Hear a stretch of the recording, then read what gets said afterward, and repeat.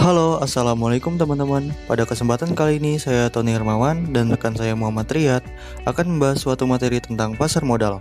Baiklah, tidak usah berlama-lama, langsung aja yuk kita simak pada video berikut ini. Pengertian pasar modal. Apa itu pasar modal? Pasar modal yaitu suatu tempat dalam pengertian fisik yang terorganisasi tempat efek-efek yang diperdagangkan atau yang juga disebut dengan bursa efek. Sedangkan pengertian dari bursa efek sendiri yaitu suatu sistem yang terorganisir dengan mempertemukan penjual dan pembeli yang dilakukan baik secara langsung maupun tidak langsung. Lalu pengertian efek adalah setiap surat berharga atau sekuritas yang diterbitkan oleh perusahaan. Berikut definisi dari pasar modal menurut Kamus Pasar Uang dan Modal, yaitu adalah pasar konkret atau abstrak yang mempertemukan pihak yang menawarkan dan yang memerlukan dana jangka panjang, yaitu jangka 1 tahun ke atas. Selanjutnya, perkembangan pasar modal di Indonesia. Dalam sejarah pasar modal Indonesia, kegiatan jual beli saham dan obligasi dimulai pada abad ke-19.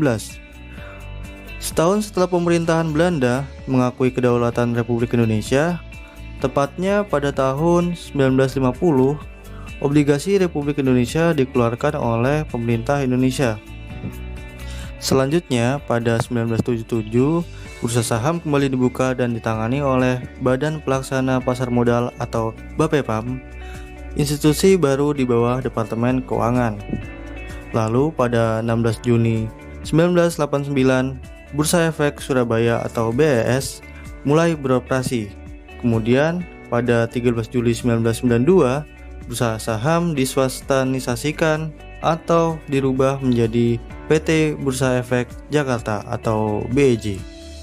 Lanjut pada lembaga-lembaga yang terlibat di pasar modal. Nomor 1 ada BAPEPAM atau Badan Pengawas Pasar Modal. BAPEPAM sendiri memiliki 3 tugas utama, yaitu yang pertama, mengikuti perkembangan dan mengatur pasar modal sehingga bursa efek dapat ditawarkan dan diperdagangkan secara teratur dan efisien. Yang kedua, melaksanakan pembinaan dan pengawasan terhadap lembaga-lembaga seperti bursa efek, lembaga clearing, reksadana, dan lain sebagainya hingga profesi penunjang pasar modal. Yang ketiga, memberi pendapat kepada Menteri Keuangan mengenai pasar modal. Lembaga lainnya yang terlibat di pasar modal yaitu nomor 2 ada Lembaga Penunjang Pasar Perdana yang antara lain seperti penjamin emisi efek, akuntan publik, konsultan hukum, notaris, agen penjual, dan yang terakhir perusahaan penilai, yang masing-masing tugasnya antara lain sebagai berikut.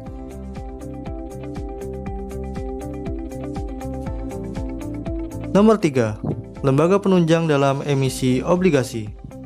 Yang pertama yaitu ada wali amanat atau trustee, memiliki 3 tugas utama, yaitu menganalisis kemampuan dan kredibilitas emiten.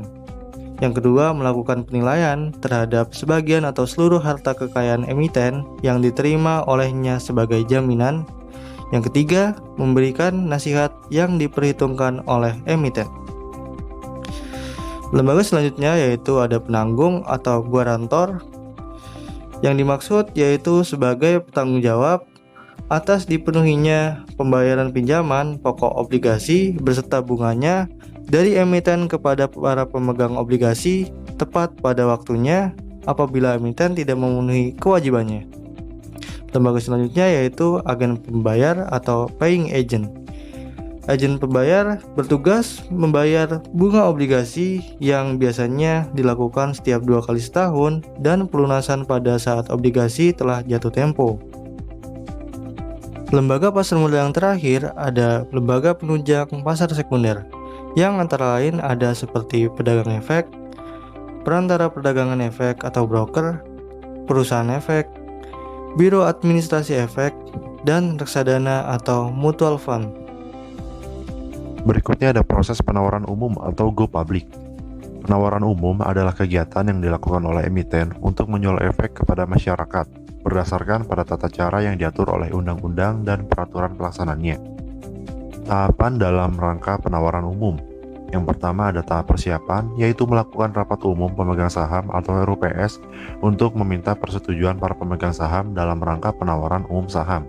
Berikutnya ada tahap pengajuan pernyataan pendaftaran, yaitu dengan melengkapi dokumen-dokumen pendukung calon emiten, menyampaikan pendaftaran kepada Badan Pengawas Pasar Modal hingga Bapepam, nyatakan pernyataan pendaftaran menjadi efektif. Berikutnya ada tahap penawaran saham. Tahapan ini merupakan tahapan utama karena pada waktu inilah emiten menawarkan saham kepada masyarakat investor. Berikutnya ada tahap pencatatan saham di Bursa Efek. Setelah selesai penjualan saham di pasar perdana, selanjutnya saham tersebut dicatatkan di Bursa Efek. Berikutnya ada proses pencatatan efek di Bursa Efek Indonesia. Emiten mengajukan permohonan pencatatan ke bursa. BEI melakukan evaluasi berdasarkan pada pernyataan pencatatan. BEI memberikan surat persetujuan pencatatan. Emiten membayar biaya pencatatan. BEI mengumumkan pencatatan efek tersebut di bursa. Efek tersebut mulai tercatat dan dapat diperdagangkan di bursa. Berikutnya, syaratan pencatatan obligasi. Pernyataan pendaftaran telah dinyatakan efektif oleh Bapepam. Laporan keuangan diaudit akuntan terdaftar di Bapepam. Nilai nominal obligasi yang dicatat minimal 25 miliar rupiah. Rentang waktu efektif dengan permohonan pencatatan tidak lebih dari 6 bulan dan sisa jangka waktu jatuh tempo obligasi sekurang-kurangnya 4 tahun. Telah berdiri dan beroperasi sekurang-kurangnya 3 tahun. 2 tahun terakhir memperoleh laba operasional dan tidak ada saldo rugi tahun terakhir. Anggota direksi dan komisaris memiliki reputasi yang baik. Pernyataan pencatatan reksadana. Reksadana tersebut telah memperoleh izin usaha dari Menteri Keuangan. Pernyataan pendaftaran telah dinyatakan efektif oleh Bapepam. Nilai nominal saham reksadana yang ditawarkan minimal senilai 10 miliar rupiah. Jumlah pemegang saham, orang atau badan minimal 200 pemodal, yaitu satu pemodal minimal memiliki 500 saham. Berikutnya, direksi dan manajer investasi memiliki reputasi yang baik. Persyaratan pencatatan waran. Waran harus diterbitkan oleh emiten yang sahamnya telah tercatat di bursa. Pernyataan pendaftaran atas waran telah dinyatakan efektif. Setiap waran harus memberikan hak kepada pemegang waran untuk membeli minimal satu saham atau kelipatannya. Waran yang dicatatkan memiliki masa berlaku minimal 3 tahun dan pelaksanaan hak atau konversi minimal 6 bulan setelah waran diterbitkan. Harga pelaksanaan hak atau konversi atas waran minimal 125% dari harga saham terakhir pada hari saat diputuskan penerbitan waran oleh RUPS atau Rapat Umum Pemegang Saham Emiten. Produk-produk di pasar modal. Yang pertama ada reksadana. Adalah wadah yang digunakan untuk menghimpun dana dari masyarakat pemodal untuk selanjutnya diinvestasikan dalam portofolio efek oleh manajer investasi. Berikutnya saham biasa. Didefinisikan sebagai tanda penyertaan atau pemilikan seseorang atau badan dalam suatu perusahaan. Wujud saham adalah selembar kertas yang menerangkan bahwa pemilik kertas tersebut adalah pemilik perusahaan yang menerbitkan kertas tersebut. Saham preferen. Saham preferen adalah gabungan atau hybrid antara obligasi dan saham biasa. Artinya, di samping memiliki karakteristik seperti obligasi, juga memiliki karakteristik saham biasa. Biasanya saham preferen memberikan pilihan tertentu atas hak pembagian dividen. Obligasi.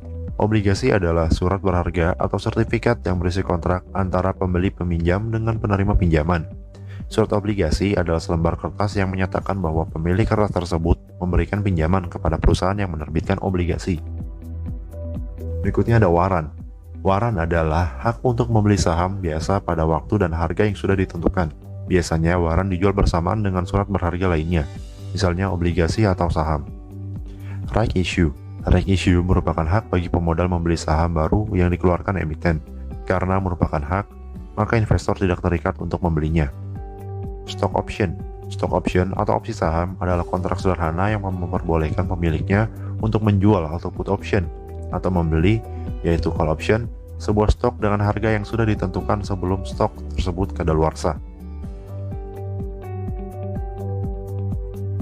Berikutnya ada strategi investasi di pasar modal. Beberapa strategi yang dapat digunakan dalam melakukan investasi di bursa efek, khususnya dalam bentuk saham antara lain, mengumpulkan beberapa jenis saham dalam satu portofolio, membeli di pasar perdana dan dijual setelah saham tersebut dicatatkan di bursa, beli dan simpan, membeli saham tidur, strategi berpindah dari saham yang satu ke saham yang lainnya, konsentrasi pada industri tertentu, reksadana atau mutual fund. Strategi investasi yang juga tidak kalah penting untuk diperhatikan adalah pertimbangan mengenai tujuan investasi. tingkat toleransi terhadap risiko, dan jangka waktu investasi. Kiranya itu saja yang bisa kami sampaikan. Mohon maaf bila ada kesalahan dalam penyampaian atau penyajian dalam materi yang kami sampaikan. Semoga materi yang kami sampaikan dapat dimengerti oleh teman-teman sekalian. Billahi taufiq wal hidayah. Wassalamualaikum warahmatullahi wabarakatuh.